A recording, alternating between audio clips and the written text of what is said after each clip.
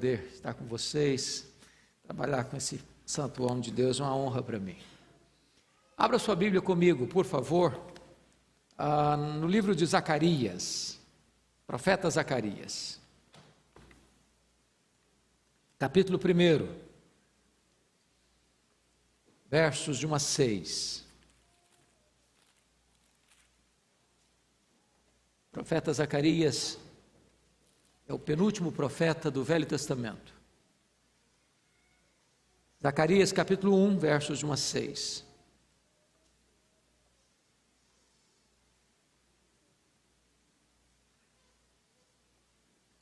Assim está escrito: no 8º mês do 2º ano de Dario, veio a palavra do Senhor ao profeta Zacarias, filho de Berequias, filho de Ido, dizendo: o Senhor se irou em extremo contra vossos pais. Portanto, dize-lhes: assim diz o Senhor dos Exércitos: tornai-vos para mim, diz o Senhor dos Exércitos, e eu me tornarei para vós outros, diz o Senhor dos Exércitos. Não sejais como vossos pais, a quem clamavam os primeiros profetas, dizendo: assim diz o Senhor dos Exércitos, convertei-vos agora dos vossos maus caminhos e das vossas más obras. Mas não ouviram, nem me atenderam, diz o Senhor. Vossos pais, onde estão eles? E os profetas, acaso vivem para sempre? Contudo, as minhas palavras e os meus estatutos que eu prescrevi aos profetas, meus servos, não alcançaram vossos pais? Sim, estes se arrependeram e disseram: como o Senhor dos Exércitos fez tensão de nos tratar, segundo os nossos caminhos e segundo as nossas obras, assim Ele nos fez. Irmãos amados, eu quero conversar um pouco com vocês hoje sobre um chamado ao arrependimento. É importante entender que Zacarias é um dos profetas pós-cativeiro babilônico. Zacarias é o maior dos profetas menores, o mais enigmático, o mais apocalíptico, o mais profético, e talvez, depois de Isaías, é o mais cristológico dos livros do Antigo Testamento. Vocês bem sabem que no ano 586 a.C., Jerusalém caiu nas mãos dos caldeus.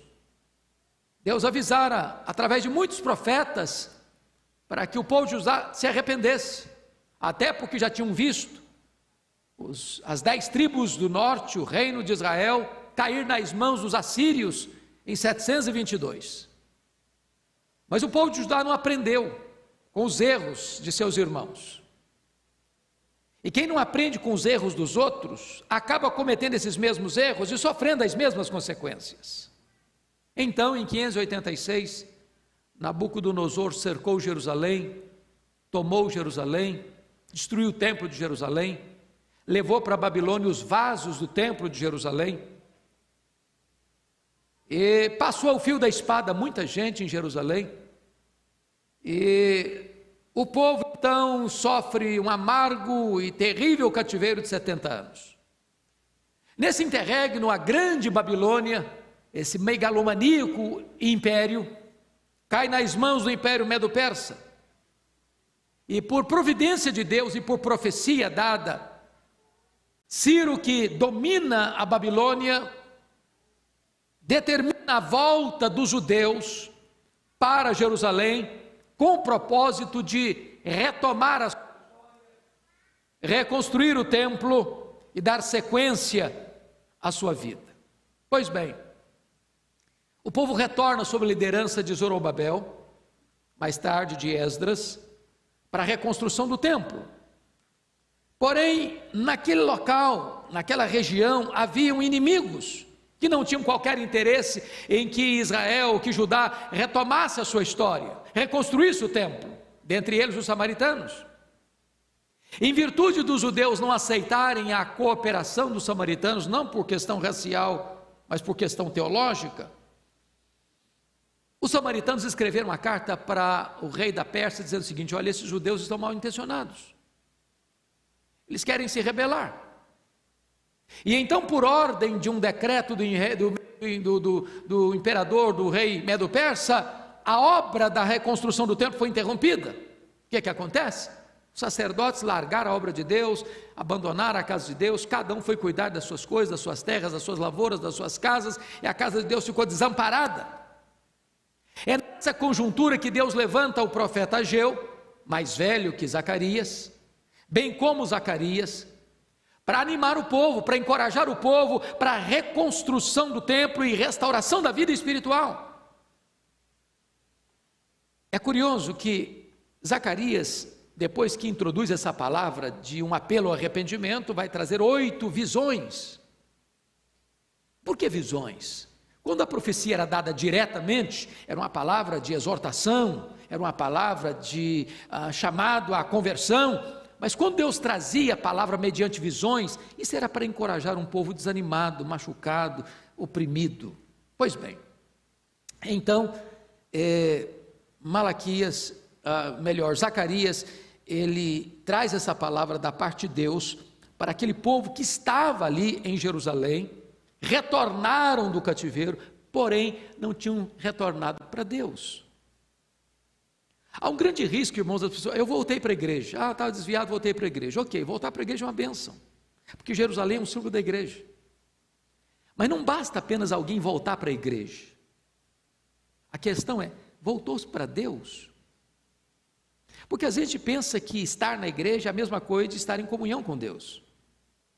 O povo foi levado para o cativeiro, está lá em Jeremias 7,4, porque o povo havia criado uma espécie de misticismo em torno do templo. De repente a igreja vira um talismã espiritual. Estou na igreja, está tudo bem. Todo domingo estou na igreja, está ótimo para mim. Não importa a vida que eu levo, não importa se eu estou levando Deus a sério, está tudo bem. E não está tudo bem. A questão básica para Zacarias é essa: não basta você voltar para Jerusalém, não basta você voltar para o seu território geográfico, onde a bênção de Deus está presente, você pessoalmente precisa voltar para Deus. É por causa disso que eu gostaria então que você acompanhasse comigo o raciocínio de Zacarias. Então vamos ver, em primeiro lugar, o chamado profético deste homem, no versículo 1, olha aí. No 8º mês, do 2º ano de Dario. Se você ler no versículo 1 de Ageu, está aí na mesma página, você percebe que no 2º ano do rei Dario, no 6º mês. Então, a conclusão que você chega é que Zacarias começa o seu ministério profético 2 meses depois de Ageu. Os dois são contemporâneos. E esse era o tempo dele, o tempo de Dario. Isso porque vale destacar que o Ciro morre numa batalha, e o seu filho Cambises assume o governo, e Dario então desbanca Cambises e assume o governo do Império Medo-Persa, e é Dario quem vai dar condições para que aquele embargo que tinha para a reconstrução do templo fosse tirada, e o templo fosse reconstruído. E é nesse tempo então que Zacarias recebe a sua profecia. Ele é chamado de filho de Berequias, filho de Ido. Muito embora outros textos bíblicos o colocam como filho de Ido, sem mencionar o nome de Berequias. E alguns críticos da Bíblia dizem: não, está vendo aí, a Bíblia tem contradição. Um livro diz que ele é filho de Berequias, outro diz que ele é filho de Ido. Não tem nenhuma contradição nisso. É muito provável que Zacarias tenha nascido na Babilônia, vindo muito jovem para Jerusalém, e que seu pai, que era sacerdote, teria morrido, e ele teria sido criado pelo seu avô. E então os outros livros da Bíblia registram o fato de que ele era filho de Ido, ele era um descendente da família de Ido, que era um importante sacerdote. Pois bem, qual é a primeira mensagem deste homem para este povo que retornou da Babilônia? Vejam comigo, em primeiro lugar, ele revela a ira de Deus. Olha o versículo 2: o Senhor se irou em extremo contra vossos pais. O que ele está dizendo? Ele está chamando essa geração que nasceu na Babilônia, talvez muitos poucos estejam aqui, que tenham nascido em Jerusalém, que tenham ido para o cativeiro e conseguido voltar. Então ele está falando para essa segunda geração, cujos pais sofreram o cerco, cujos pais sofreram a invasão de Jerusalém, cujos pais foram levados escravos e cativos para a Babilônia, cujos pais morreram na Babilônia, mas eles, os filhos da segunda geração, tiveram a oportunidade de voltar para Jerusalém. O que ele está dizendo? Olha, o Senhor cirou, veja o passado, cirou em extremo contra os nossos pais. O que Zacarias está tentando mostrar para essa geração agora? É que no passado, seus pais não ouviram Deus, não escutaram Deus. Os profetas falaram e eles não ouviram. Deus alertou e eles não ouviram. Deus chamou atenção e eles não ouviram. Deus mandou profetas e eles não ouviram. Deus mostrou para eles a dureza que seria fechar o coração para Deus, sofrer as consequências da desobediência, e eles não ouviram. E o que aconteceu? Jerusalém foi cercada, Jerusalém foi tomada,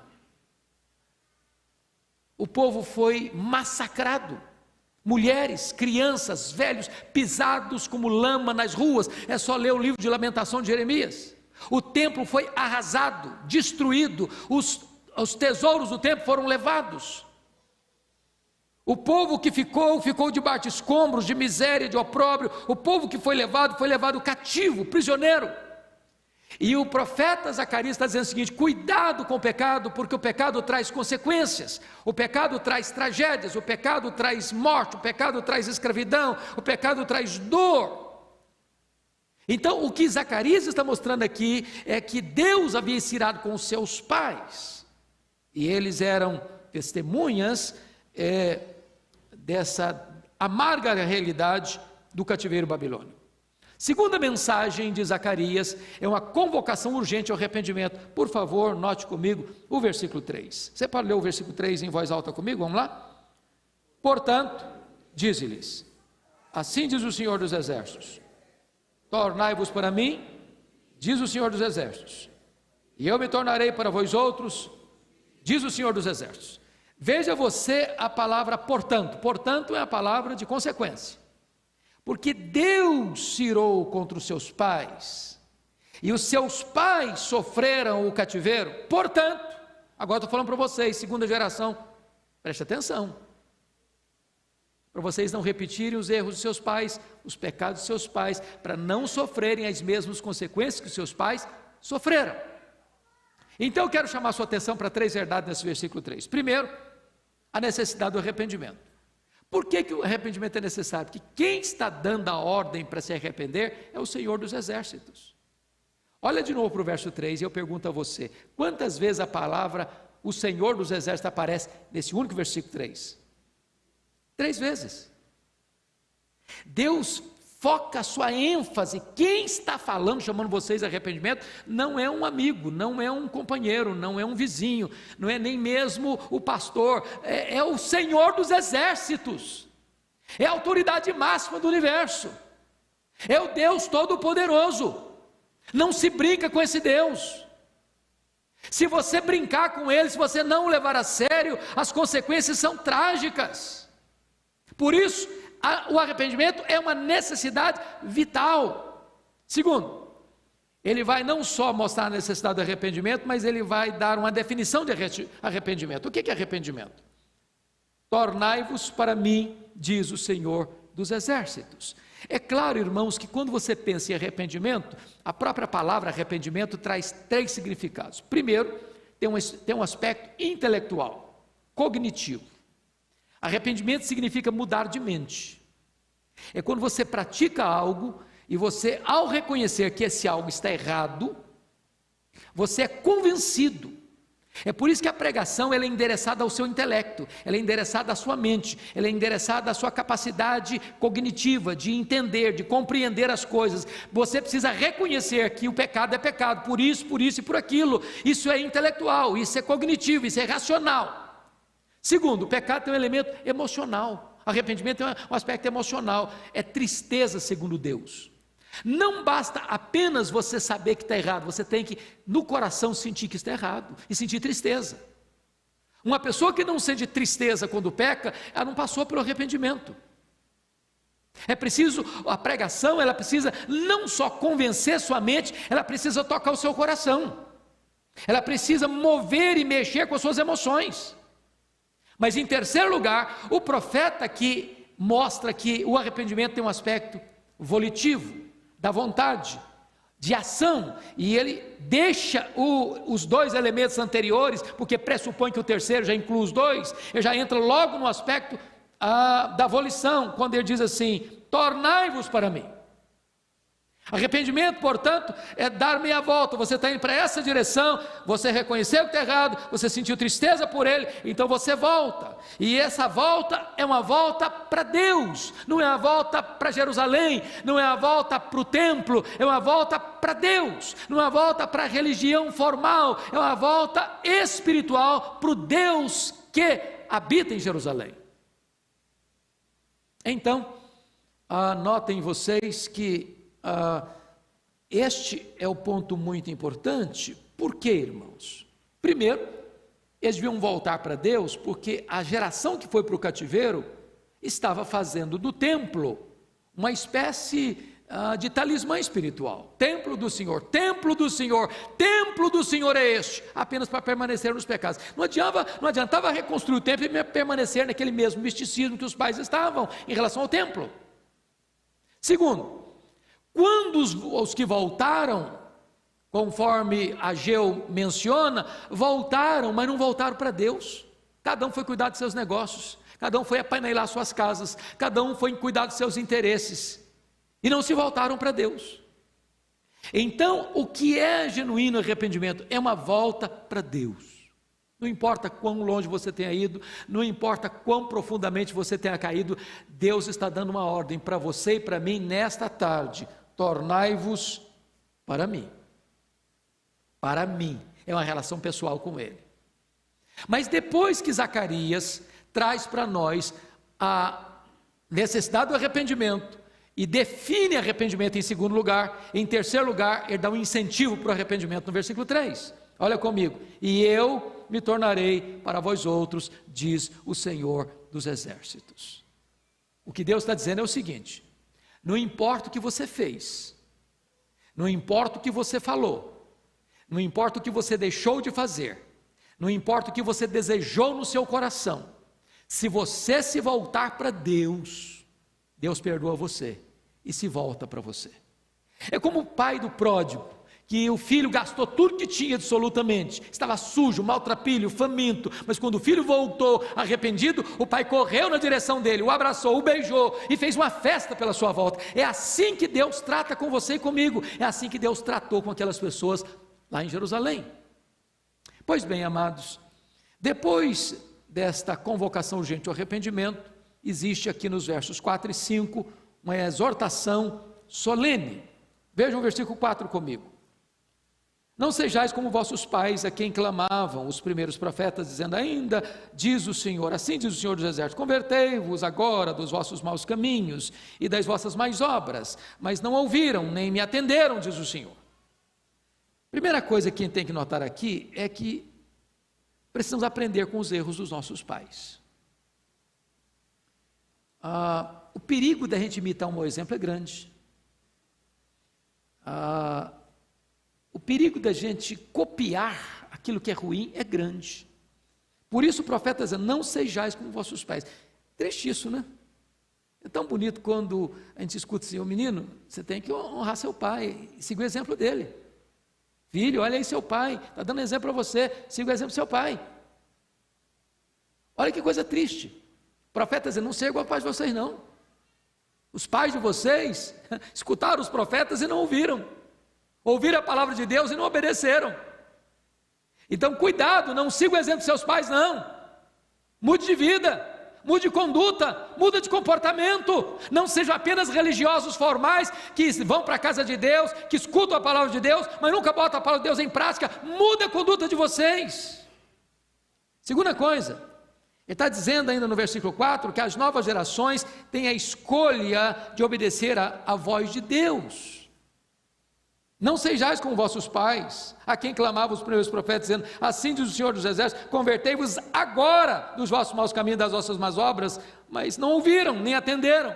Em outras palavras, o profeta está dizendo o seguinte: olha, não imite seus pais não, porque agora vocês têm uma oportunidade, vocês têm uma nova chance, vocês podem fazer novas escolhas, vocês podem obedecer a Deus, vocês podem se voltar para Deus. Não importa o que seus pais fizeram, seus pais colheram os frutos da sua semeadura insensata, mas vocês agora têm uma nova oportunidade, uma nova chance, uma nova opção. Vocês podem se voltar para Deus, e se vocês se voltarem para Deus, Deus se voltará para vocês.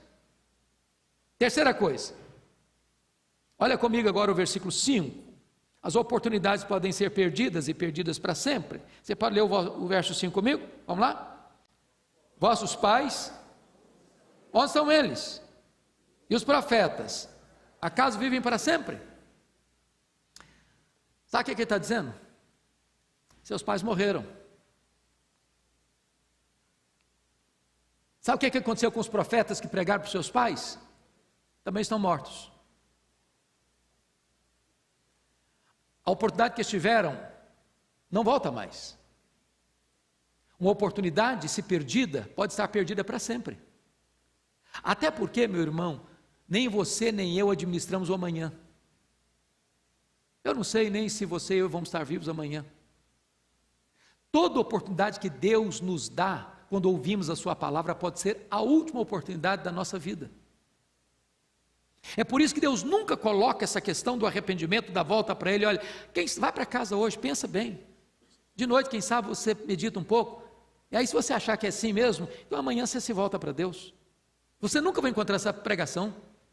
A pregação de Deus é agora, é hoje é o dia, agora é o momento, esse é o momento oportuno. Então Deus está dizendo para esses meninos assim, essa geração que voltou: olha, pense bem, porque os pais de vocês estão mortos, os profetas que pregaram para eles estão mortos, não tem mais chance, é hoje o tempo de Deus, a oportunidade de Deus é agora, você não pode perder essa oportunidade sem sofrer as consequências. Mas então, eu quero concluir aqui, no versículo 6, existe esta bênção da volta para Deus. Vamos ler o versículo 6 comigo? Vamos lá? Contudo, as minhas palavras e os meus estatutos, que eu prescrevi aos profetas, meus servos, não alcançaram vossos pais? Sim, esses se arrependeram e disseram: como o Senhor dos exércitos fez extensão de nos tratar, segundo os nossos caminhos e segundo as nossas obras, assim Ele nos fez. Vamos entender o que está aqui. Está escrito aí o seguinte: a disciplina fez os pais que foram para a Babilônia se lembrarem que Deus cumpre tanto as suas promessas de bênçãos, quanto cumpre as suas promessas de disciplina. Os pais se arrependeram, mas pagaram um preço muito alto. Eles tiveram que perder sua terra, perder suas casas, perder sua liberdade, perder sua nacionalidade, perder o seu templo, perder todo o seu aparato religioso. Eles pagaram um preço muito alto, se arrependeram, mas depois que sofreram o chicote da disciplina. O que Deus está dizendo para nós é o seguinte: olha, não espere que você seja disciplinado para você aprender. Não espere que Deus tenha que pesar a mão sobre você para você voltar para Ele. Você está dando uma grande chance agora, você está tendo uma grande oportunidade, volta para Ele. Porque se você se voltar para Ele, Ele vai se voltar para você. Se você se arrepender, Ele vai receber você.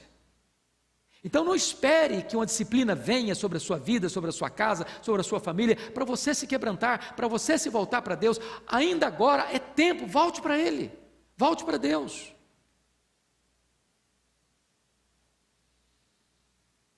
Mais ainda,